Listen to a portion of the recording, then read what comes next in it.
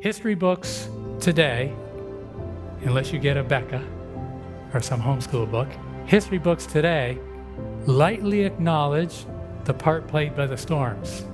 But they usually say that the English defeated the Spanish Armada. They actually say the English defeated the Spanish Armada because they had quicker boats. The truth is that not one Spanish ship went down due to English cannon fire. Not one. He actually said that he hadn't expected invading England to be so difficult. You know, he knew England was just this poor island country over there, because that's all it was at that time. He knew his nation was way more powerful than England, but he said, I wasn't prepared to fight Almighty God.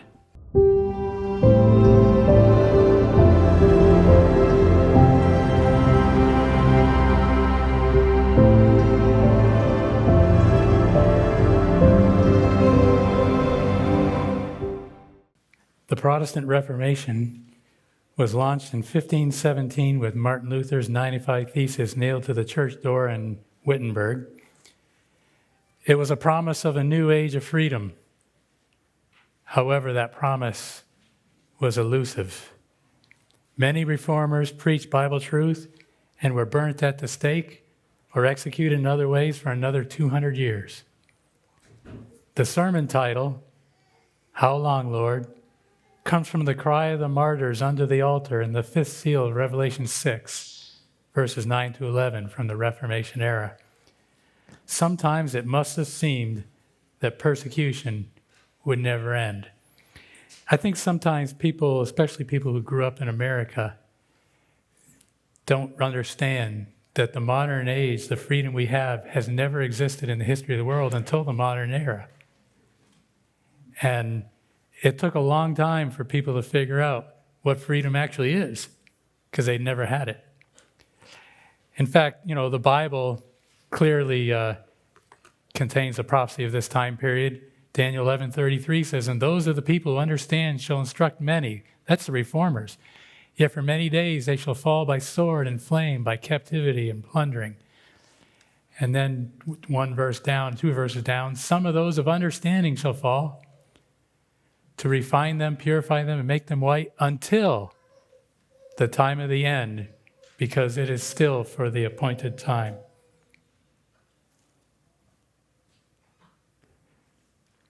Daniel 11:35. So this verse says that persecution would finally stop at the appointed time of the end. Well, when would that be? Well, we know from a parallel prophecy in Daniel 7, verse 25, referring to the little horn, said, he shall speak pompous words or great words against the Most High, shall persecute the saints of the Most High, and shall intend to change times and law. Then the saints shall be given into his hand for a time and times and half a time. But the court shall be seated, and they shall take away his dominion to consume and destroy it forever.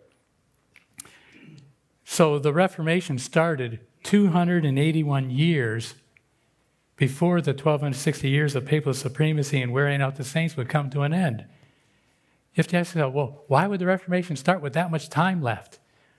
It would take that long for true freedom of the will to become understood, accepted, and embraced, because the world had never understood it before. It would be a new thing, and it would take that long to go through everything they need to go through to figure it out. Well, let's look at some of those heroes of the early heroes of the Reformation. Of course, you have to start with Luther, who launched the Reformation. His partner and cohort, Melanchthon, and then we have Andreas Karlstadt. Raise your hand if you ever heard of Karlstadt before. I see about 5 or 6 hands.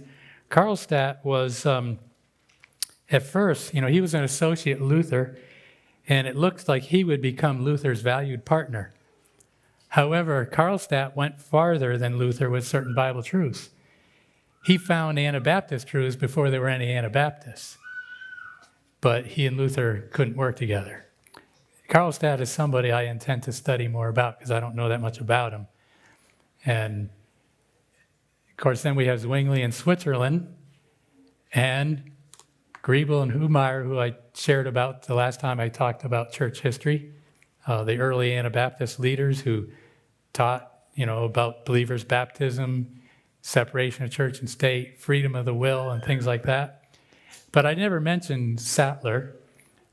Michael Sattler was burned at the stake a few months before Hubmaier was burned at the stake. Sattler is important because he was the author of the first written confession of Anabaptist beliefs. And the Mennonites and the Amish all claim Michael Sattler as their founder. None of them claim Hubmaier, although they do all claim Griebel too. But they don't claim Hubmaier because Hubmaier recanted a couple of times, and Hubmaier wasn't a pacifist. So it's like nobody claims Hubmaier as one of their founders. That's why my heart goes out to the guy 500 years after he died. Anyway, Sattler was chosen by a company that wanted to make a movie on the Radical Reformation because they felt like Sattler's life was the best example of what a devout Anabaptist was. And so when I was at the ABC up in Sacramento some years ago, I was looking at the DVDs to see if they had any really good movies of historical events. I wanted to see if they have anything on the Reformation. So I found a new movie on Luther, and I found a movie called The Radical Reformation, and it's the story of Michael Sattler. And it's incredible. He was an amazing person. And they do his, the reenactment of his burning at the stake. But one thing I want to tell you about Sattler was a monk, and a very conscientious monk. And he didn't like the way people were being abused and taxed till they had nothing left. And he was the one who was supposed to be collecting, and he just couldn't do it anymore. And eventually he became an Anabaptist, and he became a leader because the man had a gifted tongue. The Catholics and Protestants that fought against Sattler couldn't stand it because no matter what they said, he could counteract their arguments that always persuaded the people. And so they called him the silver-tongued Anabaptist. And so you can imagine that when they executed him, what would you do with somebody who has a silver tongue? Yeah, it's a pretty gruesome end. But his martyrdom was witnessed by many and had a great impact. All right, so let's go to France. Lefebvre, he was a disciple of Erasmus, a student of the Word, and a kind of a theology professor at a university. He discovered salvation by faith on his own before ever reading anything written by Luther. And he ended up being quite influential on many people, and he translated the New Testament into French. And it came out at the same time as Luther's German New Testament. They were very close together. Berquin and Farrell, they're both described, their lives are in the Great Controversy. And then we go to Scotland. The first reformer martyr of Scotland was a guy named Patrick Hamilton, and he influenced a guy named George Wishart. George Wishart's martyrdom was witnessed by a fellow named John Knox that didn't know for sure what he believed, but he was very impressed with George Wishart. And Knox later went to Geneva, came back to be the great reformer of Scotland. And then England, probably, has anyone here heard of Thomas Bilney? He's not that well known, but Thomas Bilney is considered the father of the English Reformation. He was a little guy that was no threat to anybody, but he was a very influential person, and most of the English reformers that come later are all influenced by him. And Tyndale, translated the New Testament into English, and he's in the Great Controversy. Now, in your bulletin, you have a timeline called 2 Centuries of Struggle for Religious Freedom. And if you don't have a bulletin or you need a copy of that, raise your hand. Deacons have a few extras that they'll bring to you. If you don't have it, or maybe you only have one bulletin in the family and you like your own copy of it, just raise your hand and deacons will bring you extra copy. It's okay if a family has more than one. They're just photocopies. They're easy to reproduce. All right, so looking at this timeline, 2 centuries of struggle for freedom, those of you, by the way, out on the table, I put the timelines from my sermons a couple of weeks ago because a lot of people didn't get them. So there's more out there that you can get. All those out there are from past messages, and this is on today. So this one looks nicer than all the other ones. Why? Because somebody did it on the computer for me. All my other ones are hand done. And when I was teaching Bible at Great Lakes Adventist Academy, a girl named Kelsey was in my sophomore Bible class, and she just wanted to see if she could make a nice handout of a timeline I gave out in class. And so she worked on this. Took her quite a while. Unfortunately, it took her so much time that it's the only one she did. I was really hoping she'd get inspired to do them all. But so why am I so into timelines? Kids at the academy used to say, another one of Mr. Dana's timelines. Why am I so into timelines? Well, this timeline that you have in your hand, 2 centuries of struggling for freedom, could be the majority of a college course. It could be 8 to 12 weeks of college classes. And yet it's all on one sheet. And I love timelines because I don't have to go reread books when I forget them. I just pull out the timeline and everything starts triggering in my memory. And so it's all on one sheet. Now, this only represents about 2 weeks of my sophomore church history class because we didn't go into as much depth, but we covered everything on this. But there's another reason why I like timelines and the way they can help with learning and remembering history. The Bible also teaches that God expects us to learn the important things of history. So here in Ecclesiastes 3:15, New King James says, that which is has already been. So that which is present has already happened. And that which is to be, that which is future, has already happened. And God requires an account of what is past. So are we learning history at Mentone Seventh-day Adventist Church for a sermon just because Pastor Dana loves history? Well, I have never preached this before until first service today.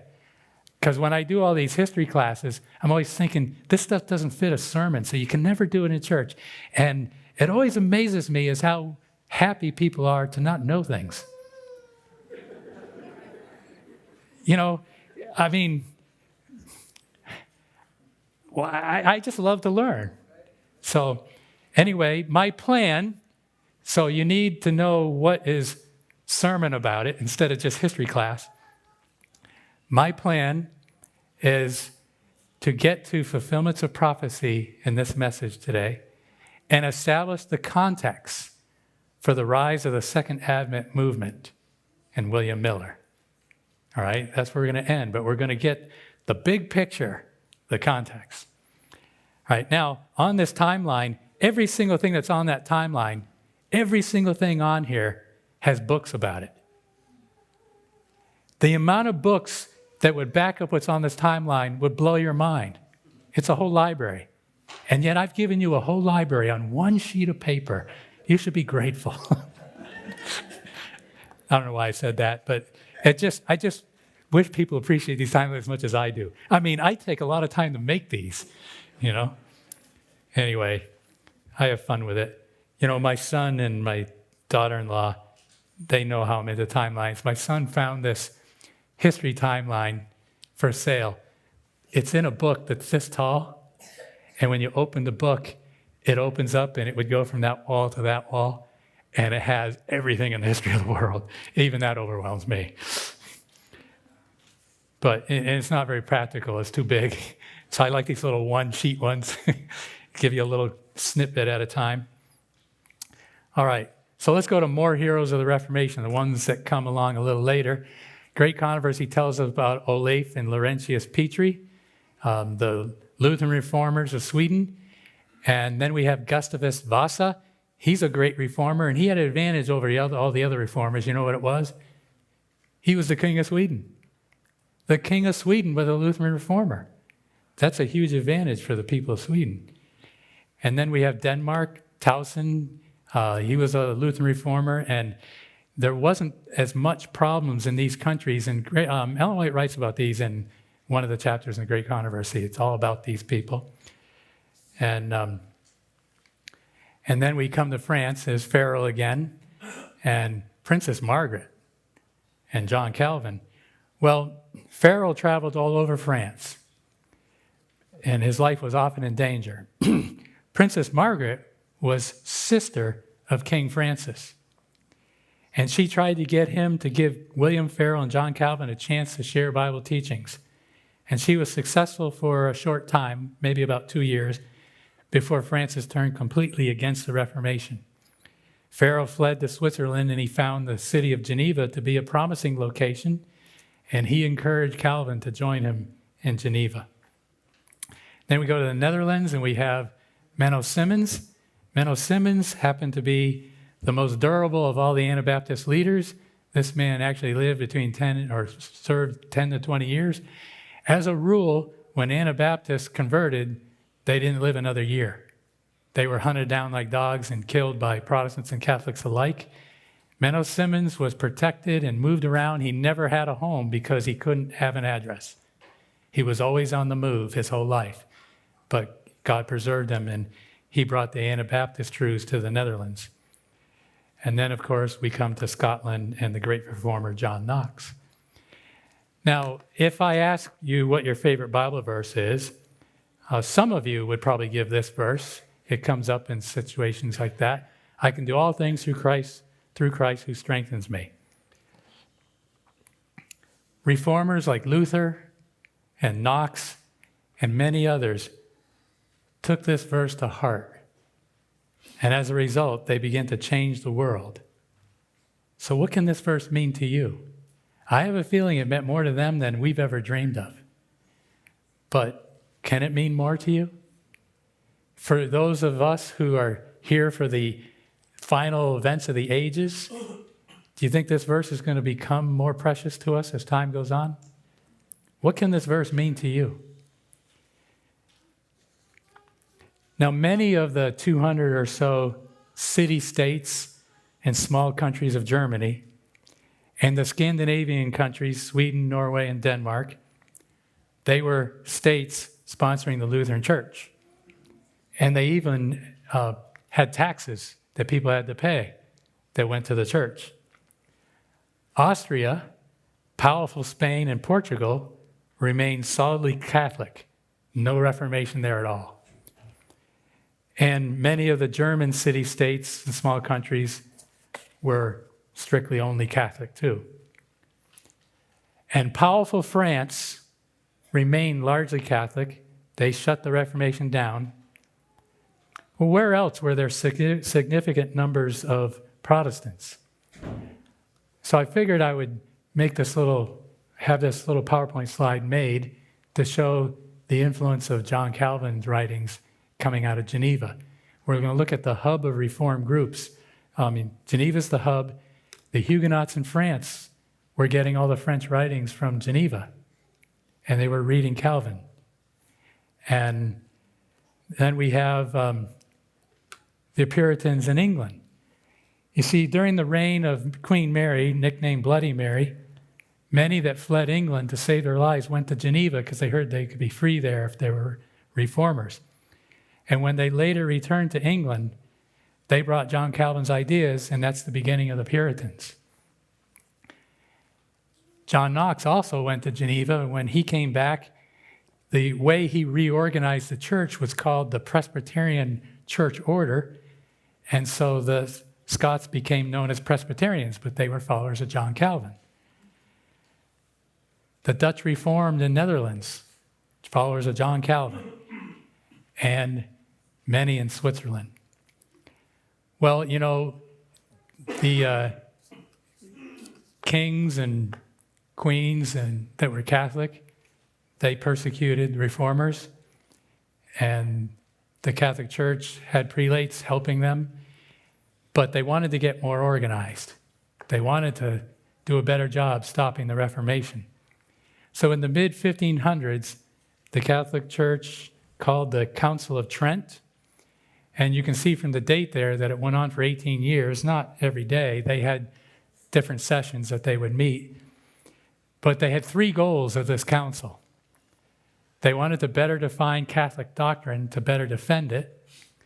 They wanted to reform the abuses in the church because they realized that the corrupt clergy and monks, the perversion and the fraud and, soaking the people to get rich, they realized that the corruption was causing people to listen to the reformers.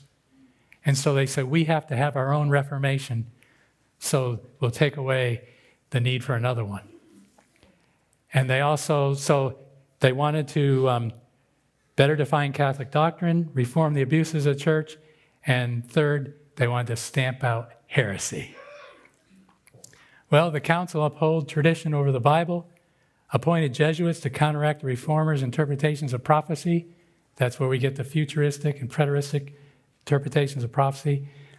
The council upheld the Mass, the confessional, prayers to saints, celibacy of priests, and declared that the 7 sacraments were the channels of grace to people. They upheld purgatory and the books of the Apocrypha, just to name some of the significant things that we wouldn't agree with.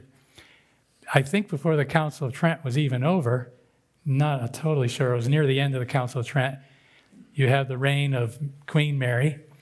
Her younger brother, Edward, was Henry VIII's only son, and Edward was a fairly weak person constitutionally. He wasn't very healthy. He became the King of England, I believe, when he was only 16. Can't remember if that's how old he was when he died or when he started, but he was a young king.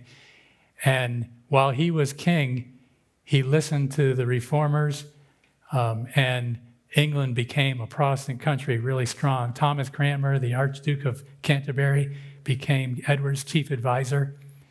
And Cranmer was Protestant all the way, and he was a high leader in the church.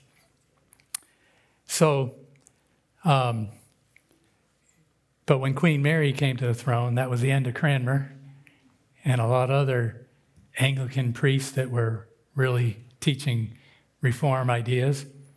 They were trying to do a reform without changing the name of the church, but you can only go so far that way. So during Queen Mary's reign and her deserved nickname Bloody Mary, there were 360-something, I believe, people martyred, burnt at the stake. And Fox's Book of Martyrs has the account of the majority of them, or at least many of them. And so that it was a pretty severe persecution.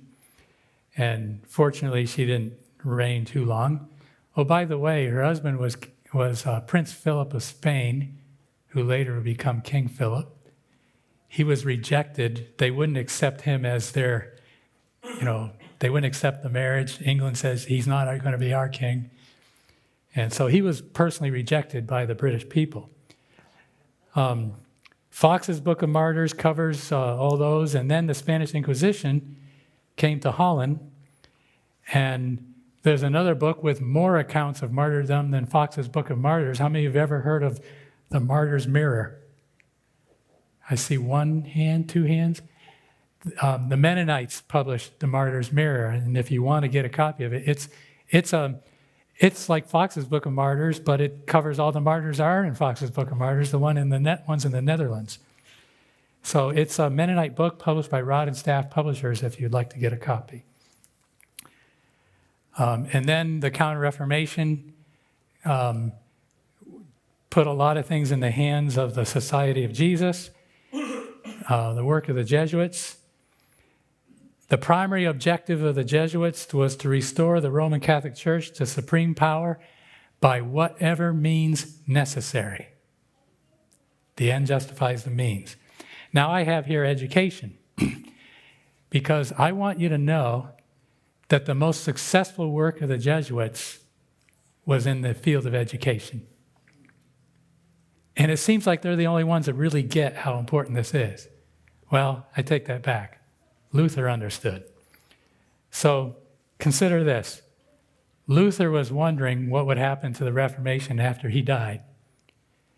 And he thought of this early enough that it made a big difference. But he understood that the best way to ensure that Protestantism would endure into future generations was to start Lutheran schools. However, it was primarily through education that the Jesuit goal of counteracting the influence of Protestantism was accomplished. Because Jesuits started schools to compete with the Lutheran schools. If a Catholic school was prestigious enough, it could draw off students from the Lutheran schools. And by the influence of Catholic schools and by infiltrating the Lutheran schools, the principles of Protestant education began to change to the principles of the Catholic model of education. Do you know the difference? Most Seventh-day Adventists don't know. Lutheran schools had used faith and service as the motivator to strive for excellence. You're going to serve Jesus, so you do your best. And they emphasized simplicity and humility, a character like Jesus. Now, the emphasis on character was replaced by the Jesuit principles for motivation. What do you think the Jesuit principles for motivation are? Competition and rivalry, reward and honor, recognition and praise of students. Do you think we sometimes have some confusion? Excellence was instilled in their pupils primarily through self-serving, being better than somebody else, winning the award, winning the scholarship. So how effective were the Jesuits in halting the progress of the Protestant Reformation? In one generation, the Reformation was over except in name and form. In 50 years, the Reformed churches were still there. People thought the Reformation was still going, but the churches were beginning to die because they adopted Catholic principles through education. There's a book called The Story of the Jesuits that documents a lot of the work of the Jesuits in the 1800s. Some real serious research there. But you know, sometimes when you bring up Jesuits, it makes people a little nervous. They get a little panicky because, you know, we all know people who think they know who all the Jesuits are, and there's one behind every bush, and watch out for that. And they started naming names and saying they're Jesuits. I'm not into that. But it is serious. And so, did you know that there's a page and a half in the Great Controversy where Ellen White describes the work of the Jesuits? And I just shared one little snippet. There was no crime too great for them to commit. Would Jesuits murder? Absolutely. No deception too base for them to practice. No guise too difficult for them to assume. Would they infiltrate? They infiltrated the Lutheran schools in one generation. We'd be naive to think that they don't infiltrate everything today. It was their studied aim to the overthrow of Protestantism and the reestablishment of the papal supremacy. You know, if you want to read more that's in Great Controversy, it's pretty powerful what's there. Proverbs 6:16-19 tells us that these 6 things the Lord hates.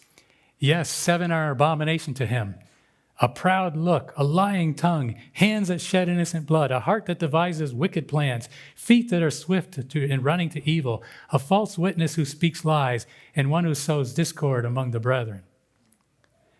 I think the only thing I'll say about that is the Jesuits were masters of all these traits.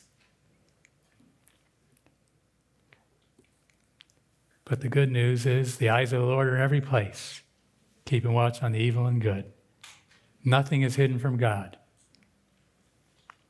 All right, so now let's go to the Counter-reformation and after the Council of Trent in the later 1500s. You have the slaughter of a Huguenot colony in Florida, 1565. A lot of people don't know about this, but there was actually a big group of Huguenots that fled France seeking for religious freedom in the New World. Long before Jamestown and the Pilgrims came, the French had a colony in Florida. And they had one in the Carolinas too, but I think they moved to Florida. But they set up this colony only, to get freedom in the New World, only to get slaughtered by the Spanish. Only Catholic Spain was allowed to set up colonies in the New World. In the golden age of Spain, they could certainly back it up and enforce it. Spain was incredibly wealthy because of all the silver and gold from the mines of the conquered Incas and Aztecs in South and Central America. And then we have St. Bartholomew's Day Massacre. The French king surprised the Huguenots in Paris by sending soldiers all over the city before people were waking up. They were getting dragged out of their houses. Burnings at the stake were happening all over the city simultaneously that day. And for the next 2 or 3 months, Huguenots were hunted down like dogs, and fires were kept burning, and over 70,000 were executed.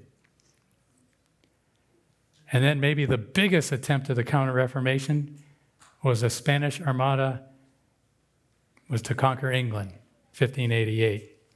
Yeah, the goal was to conquer all of England for the church, wipe out Protestantism in England, and bring back the church.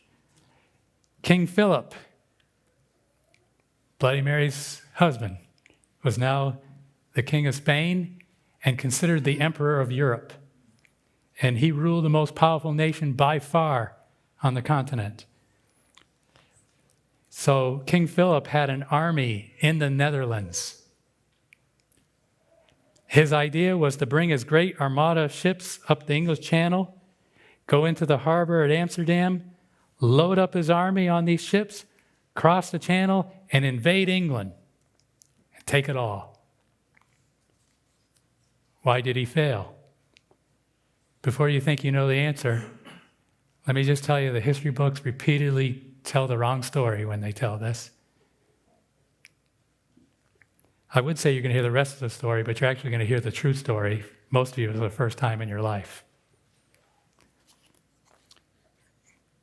Why did he fail? First, the Dutch harbor had a narrow and shallow entrance, which Dutch merchants blocked by sinking some old cargo ships. The Spanish galleons couldn't get in there to pick up the army, so the Spanish army couldn't get to England. That was a major mess up in the plans. And because of unfavorable winds, the Spanish Armada couldn't progress up the channel in a timely manner.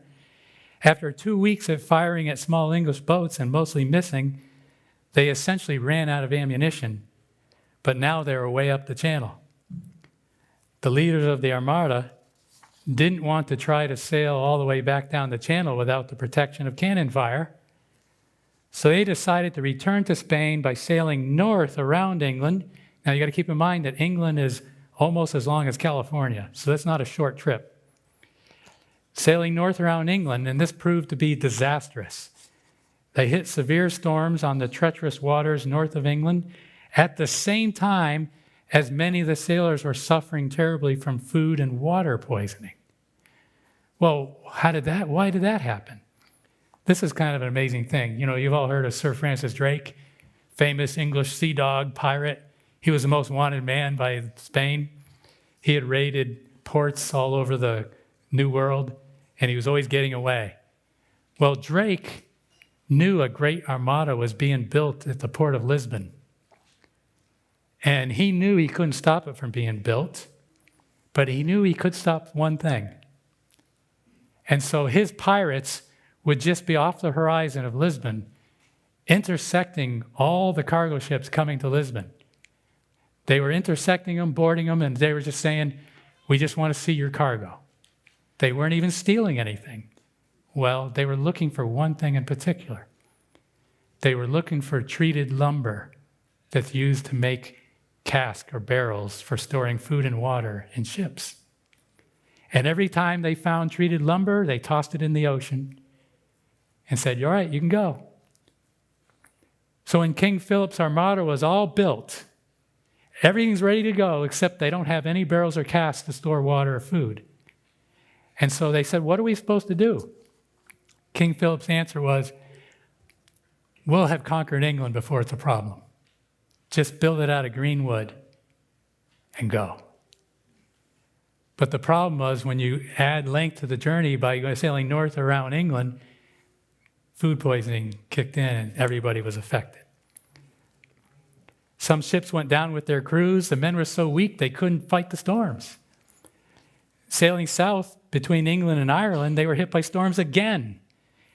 And this time, many of those great ships crashed on rocky shores. Scores of ships and thousands of sailors were lost. History books today, unless you get a Becca or some homeschool book, history books today lightly acknowledge the part played by the storms. But they usually say that the English defeated the Spanish Armada. They actually say the English defeated the Spanish Armada because they had quicker boats. The truth is that not one Spanish ship went down due to English cannon fire. Not one. The English cannons were too small to penetrate the sides of those big galleons. The English were helpless. Their cannonballs were bouncing off the ships. There was not a single British person in England that thought, at that time, that thought they had defeated the Spanish Armada. But yet that's what history book writers tell kids today. All over England, those of Protestant persuasion were praising God for saving England. They said a Protestant wind had blown, and God was on the side of the Protestants. That's how everybody in England looked at it. They were celebrating in the streets when they started getting news of the demise of the Armada. They knew they didn't do it. They said, God's a Protestant. Cheer up, folks. But history books also say that the defeat of the Spanish Armada started Spain's decline, ending the golden age of Spain. And that's how it looks on the timeline, right? You see on the timeline where the destruction of the Spanish Armada, you look at the golden age of Spain, and it looks like the defeat of the Armada must have caused it. Well, consider this. A couple of years after King Philip lost so many ships, King Philip built a new, much bigger armada, possibly as many as 100 more ships than the other one had. That doesn't sound like a decline, does it? Philip never considered trying to invade England again. Why? He was asked that a few times. He actually said that he hadn't expected invading England to be so difficult.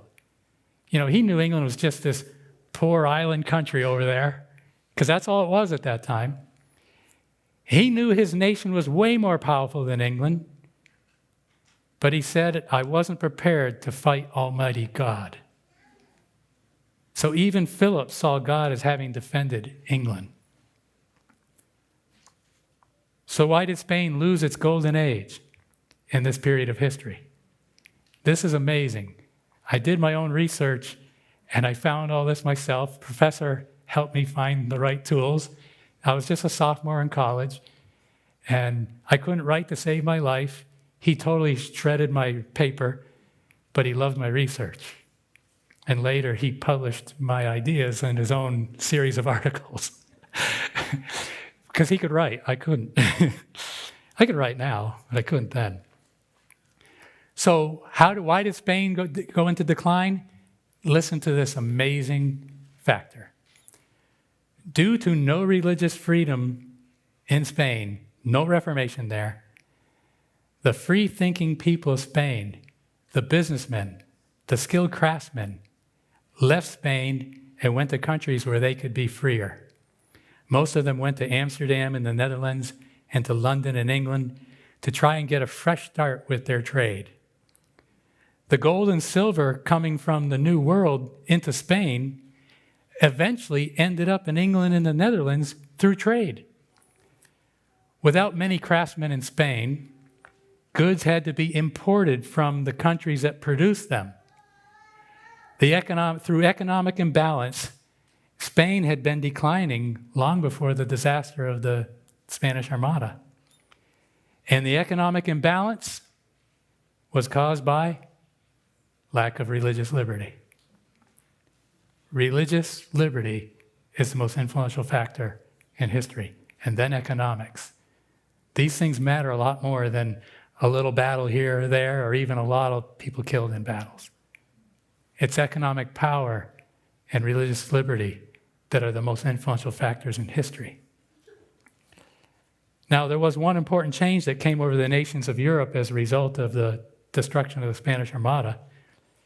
The idea that God had helped England there was less fear of Spain, and there was more resistance of her attempts to control everything. The other nations began to dream and plan to start colonies in North America. Now just think how much that changed the future of this country and what would have happened if Spain had conquered England. Yes, or I should say yet, Protestantism and the quest for freedom was still in jeopardy because Counter-reformation and Jesuit plotting was not abated in the slightest. And so we have this Bible verse, the curse causeless does not come. Sometimes historians write about events as though some terrible thing happened by chance. The Bible says no. Every evil thing that happens has a cause. We may not understand it, but God does. There's an invisible war to consider, right? So now let's look at the Counter-Reformation in the 1600s. We have the 30 Years' War. You see that on your timeline. The 30 Years' War lasted, 30 years, 1618 to 1648. And it was warfare instigated over any political dispute that could be drummed up between stronger Catholic nations like Austria against little Protestant German states. Supposedly the warfare wasn't about religion, but Jesuit intrigue was in all of it. The King of Sweden eventually had to bring his army from the north to save the little German states from annihilation. In England, during the 30 Years of War, we have what's called the 11 Years of Tyranny. King Charles decided that England should be Catholic. So here we got, 40-something years after the, destruction of the Spanish Armada and Protestantism seems to have won the day. Now you have a king trying to turn them back to the Pope. And so the Puritans were being oppressed. And that started the great Puritan migration to the Massachusetts Bay Colony in America. And I didn't say this morning, didn't even think of it this morning, but an ancestor named Richard Dana came across in that Puritan migration. So I have a direct descendant that's part of this Puritan migration. However, not too proud of it though, because they enforced Puritanism as the colony church. You had to pay taxes. If you didn't show up for church, you got punished. And if you weren't a good Puritan, you couldn't vote. It was oppressive. And you know the story of Roger Williams. Roger Williams ended up having to flee for his life from those good Puritans. And he soon started his own colony based on full freedom of conscience. Okay,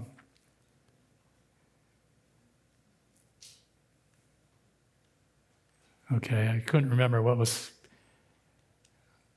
a little confused there for a second. So he started his own colony, Rhode Island, and Rhode Island became the model for the United States Constitution 150 years later. And Roger Williams' ideas were the same ones the Anabaptists had. Well, after the 11 years of tyranny were coming toward the end, it came to an end because full-out war broke out, the English Civil War. King Charles' soldiers and Puritan fighters were going at it. Puritans were fighting under Oliver Cromwell's leadership. And the Puritans eventually won, and they tried to establish a government centered on Parliament instead of on a king. That lasted for a little while. And then the Counter-Reformation in 1600 continues to persecute the Huguenots in France. On the timeline, if you see where 1685, that's where an edict of freedom was revoked and the Huguenots began to be persecuted again. But shortly after that, 1688, you have England's Glorious Revolution. It was glorious because it was a revolution without bloodshed. And they invited William of Orange, the Prince of the Netherlands, to come be their king. And their Catholic king, King James, ran for his life, left England, and they had a peaceful transfer, and Protestantism won the day again with the Glorious Revolution. And the next year, they passed a Toleration Act, which was religious liberty throughout all of England, and the Bill of Rights, delineating all the guaranteed rights of every Englishman. Now, if you will take the second timeline, the one that isn't as nice, but less crowded,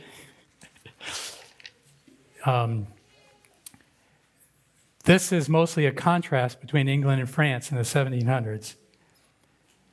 Due to all the conflict over religion, many people are turning away from confidence in God and the Bible.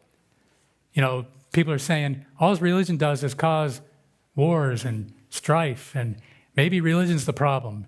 Maybe the Bible isn't what, people thought it was. And so people were turning away from God and the Bible.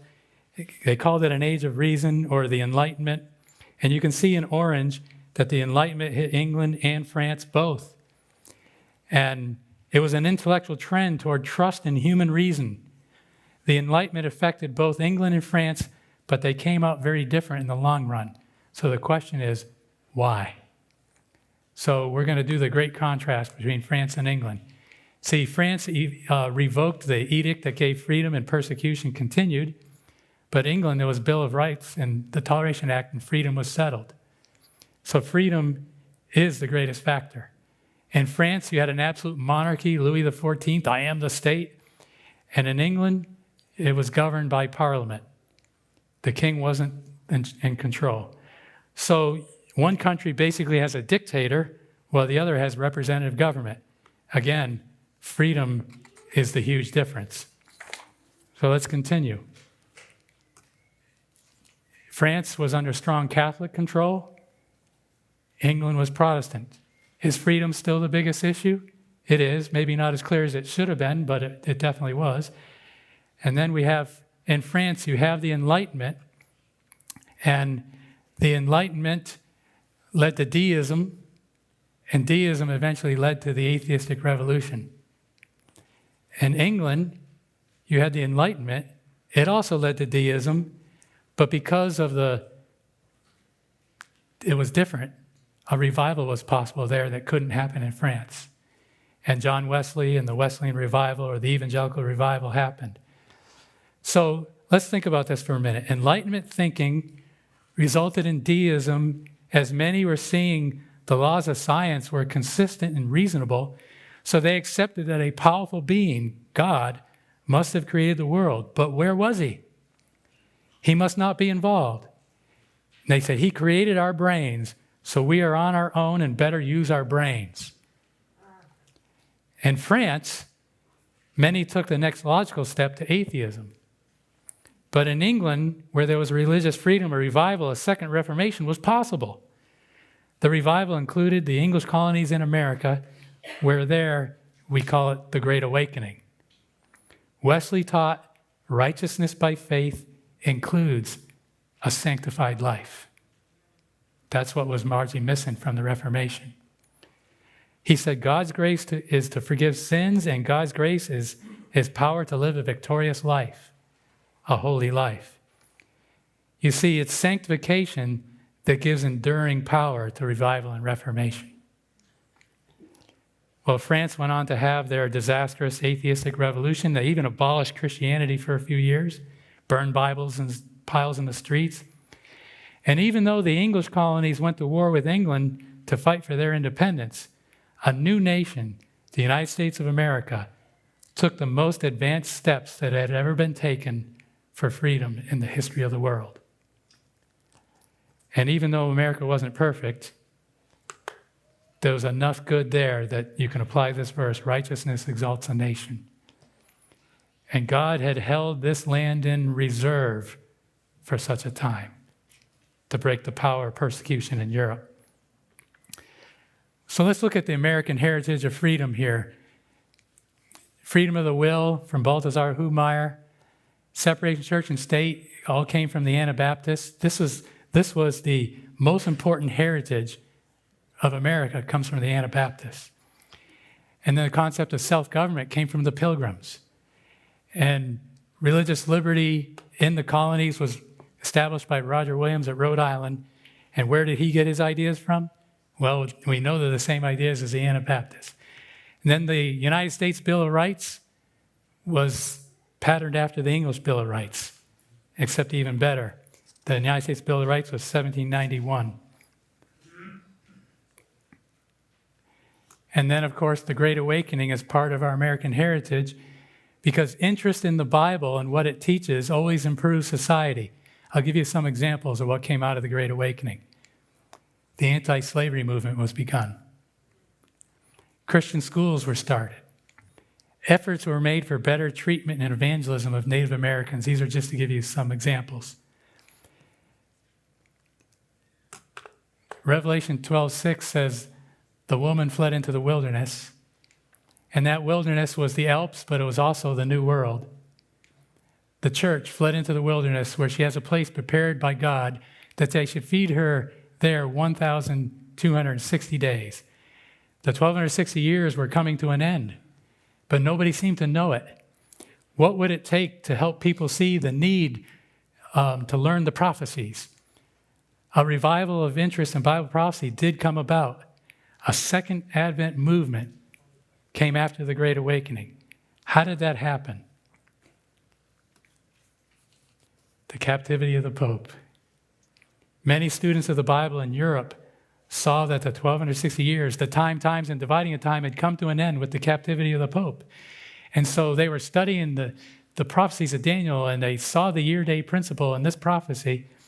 And then they came to the one in the next chapter, Daniel 8:14. Interest soon shifted to trying to figure out the 20-day year prophecy and when Jesus would come again. John Brown, an English scholar, Manuel de la Cunza, a Catholic priest actually in South America, and hundreds of others were studying the prophecies, and the majority of them concluded that the 2,300 years would end in the 1840s. Most of them picked 1847. And one of them actually picked 1843. I think that's why I have John Brown's name there, but I can't remember. There were some German scholars a part of that too. And this was all in Europe. And then you have a guy by the name of Henry Drummond. Ever heard of Henry Drummond? Henry Drummond was a wealthy Englishman who hosted Bible prophecy conventions at his estate in England. He basically lived in a mansion and used the big space to have these meetings. And during this time of the Albury Park Conferences meeting every so often, over 1,000 ministers and scholars in Europe were involved in Bible prophecy studies, writing their views and attending conventions. Did you know that? It wasn't just William Miller. There were thousands studying the same thing as William Miller. But that raises a question. How come we didn't hear much about him? And this is the reason. They didn't make significant efforts to bring it to the common people. It largely remained a clergy and scholars movement. Now, there was one exception to that, Joseph Wolff. Joseph Wolff was fluent in many languages, and he went to the Albury Park Conferences. He knew Henry Drummond, and he was a Jew who had become a Christian. And when he learned these prophecies, he traveled preaching the prophecies and the return of Jesus in many countries. He was fluent in Arabic, and he preached the return of Jesus Christ in almost every Turkish Muslim country at that time. Kind of makes me wonder if he had anything to do with why the Muslims believe that Jesus is coming again to this day. I don't know. And then, last but not least, William Miller. He was a soldier. He was a justice of the peace. He was a farmer for many years, a regular jack of all trades. And William Miller was a deist who made fun of Christians. And he felt he knew the contradictions of the Bible, and he could challenge Christians and they couldn't answer him, and he would laugh at them. Well, William Miller decided to actually read the Bible all the way through, and he kind of had mixed motives. He was wanting to arm himself better to argue against it, find the contradictions, but he also, because of something that happened in the War of 1812, where he felt like God might have preserved his life, he had in the back of his mind a wondering, is God real? Would he be involved? And so he had a conversion reading the Bible. He put it this way: in the Bible, I found a friend in Jesus. Miller had a real conversion experience. Miller wasn't all about just studying prophecy. He was all about Jesus, and prophecy came with that. And that's an important distinction. As he read the book of Daniel, he discovered the 1260-day-year prophecy and its fulfillment with the captivity of the Pope.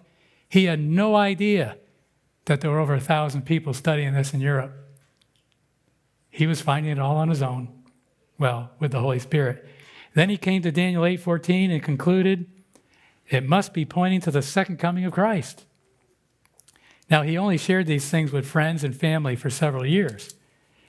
But as the time he calculated was getting closer, he began to feel strongly that he needed to tell the world.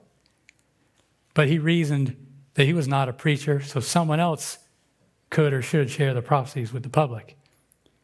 But the Holy Spirit pressed him hard to tell it to the world. He thought he must be imagining that God was calling him to preach. So he put it to the test. I think you guys are going to like his test because we tend to do these kind. He promised God that if he received an invitation to preach, he would do it. But if he did not get an invitation to preach, he would just forget this tell it to the world impression. So he felt good about his prayer because he was almost 50 years old and he'd never once been asked to preach. And it seemed highly unlikely that an invitation would come suddenly now. But shortly thereafter, there was a knock on the door with an invitation to preach in a small town church about 8 miles away. And as he was listening to the person talking, he realized that this person who was inviting him to come preach had left that town with his horse before Miller had even had his prayer and promise to God. He was quite upset, to say the least. He really didn't think this would happen. And he ran off into a grove of trees where he often talked with God, and he was kind of angry and felt like arguing with God. He was, why? Not me. And then it began to dawn on him that if God was really calling him, God would be with him. The thought began to thrill him, and he began to praise God there in the woods. And as he came out, as it's been said, William Miller went into the woods a farmer, came out a preacher. Our scripture reading says, now all these things happened to them as examples, and they were written for our admonition, upon whom the ends of the ages have come. Therefore let him who thinks he stands take heed lest he fall. The answer to that question, how long, Lord, is wrapped up in the 2300 days of Daniel 8:14. The time is up. What next? Why are we here? What is God waiting for now? Why does the Seventh-day Adventist Church exist? What's our purpose? Our closing song is number 604, We Know Not the Hour.